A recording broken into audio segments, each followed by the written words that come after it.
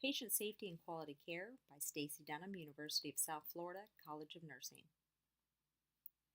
The purpose of this presentation is to discuss how the patient safety and quality care movement began and the importance of it. A safe and quality system of care requires all healthcare providers to take on personal responsibility to learn, improve, and implement safety standards to better serve patients and reduce morbidity and mortality.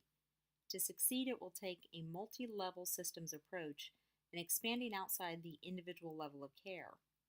The topics I will discuss are pioneers of safety, the foundations, safety errors, IOM core concepts, how it's nursing related, the personal significance to me, and lastly, I will provide a brief summary bringing it all together. Pioneers of safety. The first recording of the nursing profession was in 300 AD. Since then, there have been many advancements, and the nursing profession has been evolving and taking on a more expansive role ever since. One of those pioneers was Dr. Semmelweis. In 1847, he introduced hand washing and proposed disinfecting with chlorinated lime could drastically reduce post-delivery mortality. Prior to that time, it wasn't commonplace to wash hands prior to performing surgical procedures.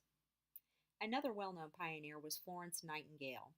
She transformed the culture of safety in nursing forever by improving unsanitary conditions at a military hospital during the Crimean War, which initiated a healthcare reform. Foundations. The modern patient safety movement began in 1984 when the American Society of Anesthesiologists established a committee on patient safety and risk management to improve patient care through research and education. However, the IOM is who propelled the patient safety movement into public mainstream with the release To Err is Human. The report focused on quality of care delivered and brought attention to the crisis of patient safety in the U.S. It concluded thousands die each year from medical errors and even more suffer non-fatal injuries. The follow-up report was Crossing the Quality Chasm, which was a much more comprehensive report detailing how the healthcare system fails to provide consistent, high-quality care and bridging the gap between science and technology. The report called for reform and provided detailed agenda on improving patient-clinician relationships, promoting evidence-based practice, and using a systems approach by promoting a team environment. Safety errors. One such systems approach uses root cause analysis to identify errors in the healthcare system and resolving them to prevent future incidents.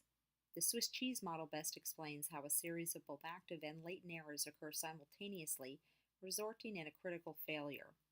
Active errors are unsafe acts performed by humans and have direct contact with patients. Some factors impacting this may be related to a lack of knowledge or skills and not following standard operating procedures. Latent errors are related to organizations' processes, management, or technical failures related to outside facilities. Examples are poor working conditions, understaffing, lack of proper equipment, and mislabeling. Most often errors are caused by latent errors due to faulty processes, leading people to make mistakes or failing to prevent them. IOM core concepts. Patient safety was defined by the IOM as the prevention of harm to patients. They stress the importance of preventing errors, learning from the ones that occur, and creating a culture of safety while being respectful and forming relationships with patients to provide the optimal experience. The IOM recommended transforming the healthcare system with 6 aims for improvement. The first is safety, which is taking the appropriate precautions and ensuring no patient is harmed in the process. To be effective, a system must utilize scientific methods of evidence-based care combined with the expertise of the clinician.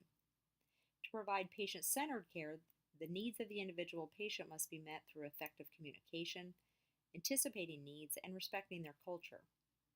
To be timely, delays of service and relaying results must be shortened to reduce stress on patients.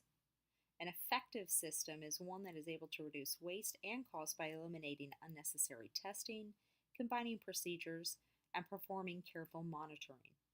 Lastly, the system should be equitable, meaning the gap should be closed by providing every race, gender, and ethnicity with the same equal care. Patient safety and quality care and how it's nursing related.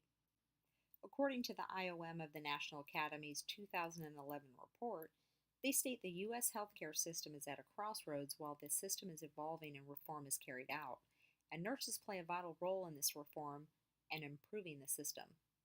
The report goes on to state for safe, high quality care to be achieved, there must be nursing leaders stepping up to collaborate with other healthcare professionals and disciplines, which is key for problem solving and change to occur.